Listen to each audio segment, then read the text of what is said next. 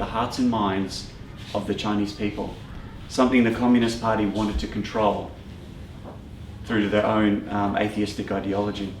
In 1992, the leader at the time, Zhen Shan Ren, launched a campaign to completely wipe out Falun Gong. This began with an extensive negative propaganda through the media, followed by mass imprisonment and brutal torture and organ harvesting, all of which is still going on today. Now, multiple independent investigations estimate that between 40 and 65,000 Falun Gong practitioners have been killed to fuel China's lucrative organ harvesting industry.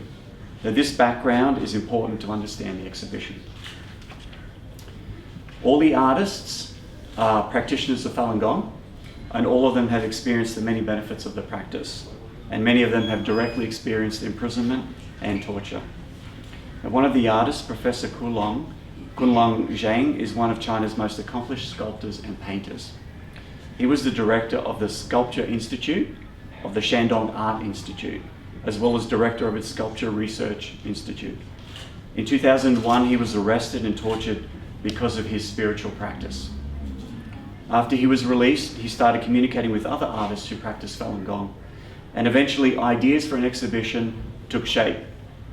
The artists' background are varied and diverse in terms of professional experience, artistic styles, and cultural upbringing. Now, the artist chose the style of realist painting or neo-Renaissance due to its narrative capabilities, accessibility, and above all, its very simplistic purity. So this exhibition will take you on a journey exploring several themes, including joy, persecution, resistance, and salvation.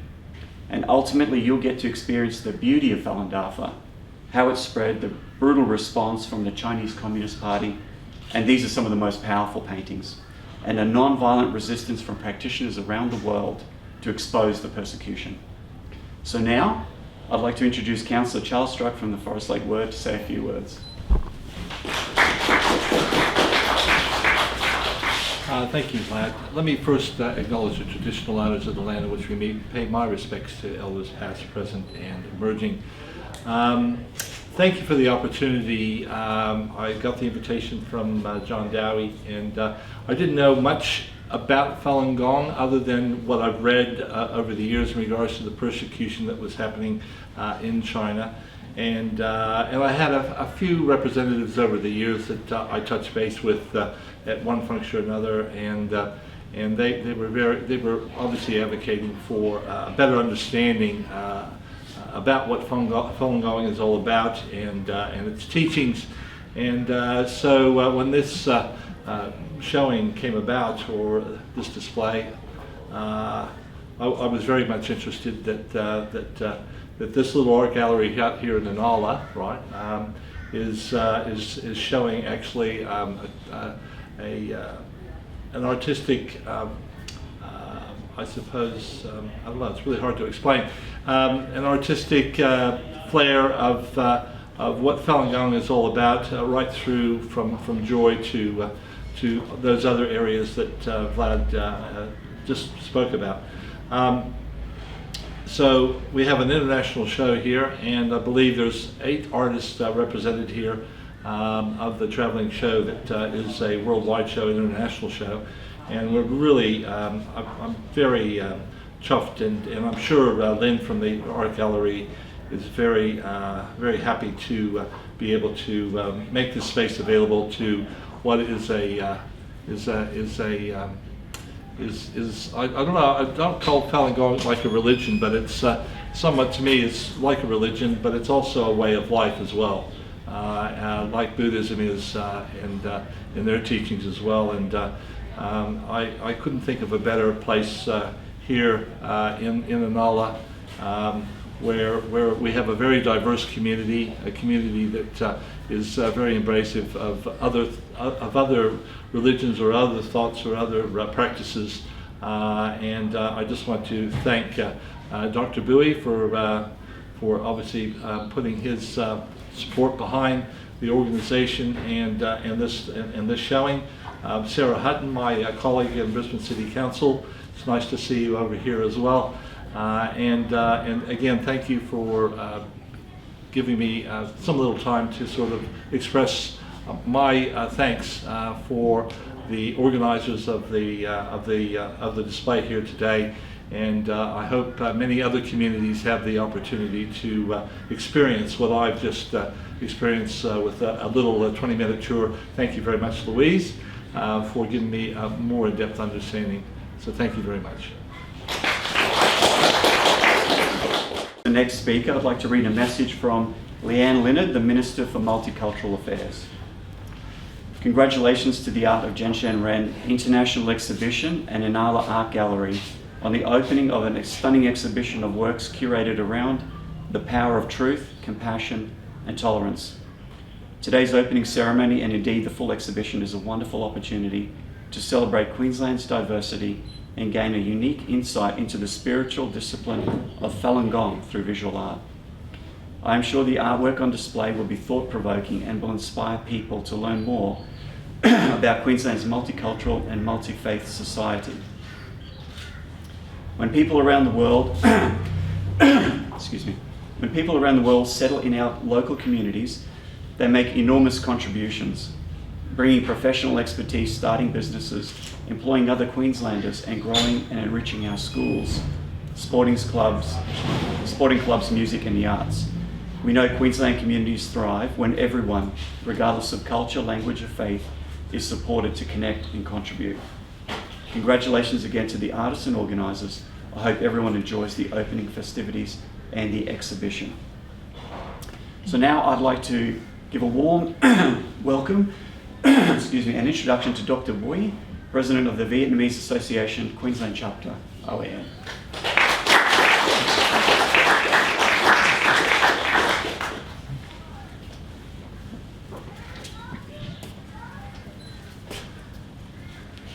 I got too many speech.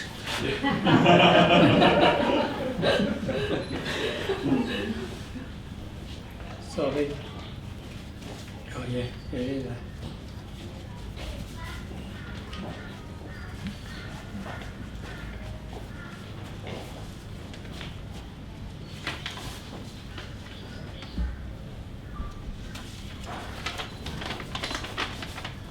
Thank you, Vlad. First of all, on behalf of our community, I would like to acknowledge the traditional custody of the indigenous people of the land where we gathered this morning, and I also would like to express our respect to all past, present, and emerging elders. Councillor Zhen Shan Ren, Councillor Sarah Hutton, Mr. and Mrs. Dowie, and all Falun Dafa practitioners, distinguished guests, ladies and gentlemen. It is an honor for me to speak on behalf of the Vietnamese community in Queensland at the opening of this public exhibition of the Falun Gong Practitioner Association in Brisbane. I have got involved with the Falun Dafa group for more than 20 years, when the organ harvesting started in the late 1990s. Through the group, I had a chance to know Mr. David Batas, a human rights lawyer, and the late Canadian politician, Mr. David Kilger, a great man who devoted himself to the struggle of human rights, in particular for the Falun Gong practitioner, Uyghur, Ukrainian, Vietnamese, Burmese, and the people of Hong Kong for his entire life. In 2006, the chilling conclusion of their report into the allegation of organ harvesting of Falun Dafa practitioners in China stunned the world. They wrote, "We, David Kilger and David Batas, have concluded that the government of China and its agency in numerous parts of the country, in particular hospital, but also detention center and people's court, since 1999, have put to death a large but unknown number of Falun Gong prisoners of conscience. We conclude that since 2001, the Beijing Party State directed a network of forced vital organ harvesting for prisoners of conscience, primarily Falun Gong, killed for their vital organs. The organs were then sold to wealthy recipients in China and foreign organs tourists, who usually wait long interval to obtain voluntarily given organs at home.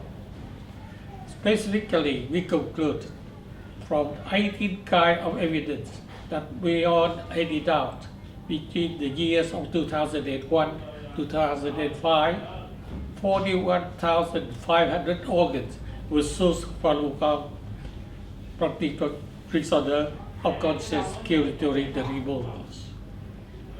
Mr. Agent Gutman, author of the slaughter in 2014, later placed the persecution of Falun Gong, Tibetan, Uyghur, and the House of Christian community in context.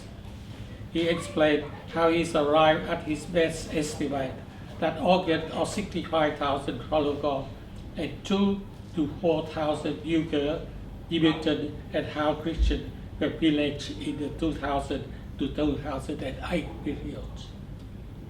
The report and the book Bloody Harvest, published in November 2009, won them the 2009 Human Rights Award from the German-based International Society for Human Rights. So, these are the facts. And in May this year, EU passed a resolution condemning Chinese regime post-organ harvesting and called that action as criminal, inhuman, and unethical. But unfortunately, the organ harvesting is still going. Universal human rights, democratic practice, and the rule of law are facing enemies. And the CCP is the most powerful one. Now, talking about Australia, CCP program of influence infiltrating in our country is very well played. The threats posed by the CCP affect the right of all of us to live without fear. So be aware and stay united. As George Statayana once said, the one who does not remember history is bound to live through it again. Thank you very much. Thank you for inviting me to the Art of Zhen Shan Ren International Exhibition. The Art of Zhen Shan Ren International Exhibition has been exhibited in over 900 cities across 500 countries and has received the applause of visitors as well as art experts. We're very lucky to have the exhibit visit us from September 3rd to 17th. The artists, through their brushstrokes, depict the beauty of Falun Gong and the courage of those who have endured the brutal persecution in China. The artworks also reveal the brutality and inhumanity of persecution that has lasted for 23 years. I join Falun Dafa practitioners in their call for an end to the violence and persecution of the Chinese regime. The Falun Gong community have shown incredible perseverance in their continued fight against the persecution, and it is a privilege to have this struggle expressed in incredible artworks. Kind regards. And so finally, I'd like to introduce David Yu, a local Falun Gong practitioner who personally experienced persecution in China.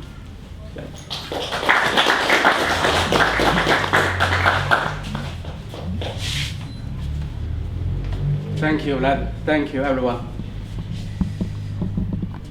I'm very glad to attend the opening ceremony of the Arch of Zhen Shan Ren, Choose Compassion and Tolerance International Exhibition.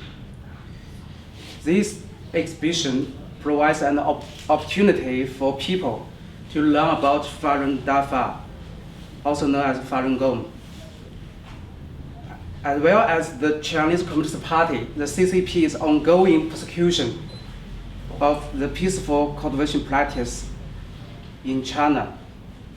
What I want to say is that all the stories depicted in the works are true, and the reality of the persecution is even worse than this.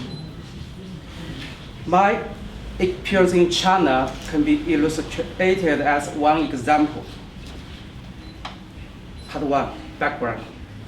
My name is David Yu, and I'm now 51 years old.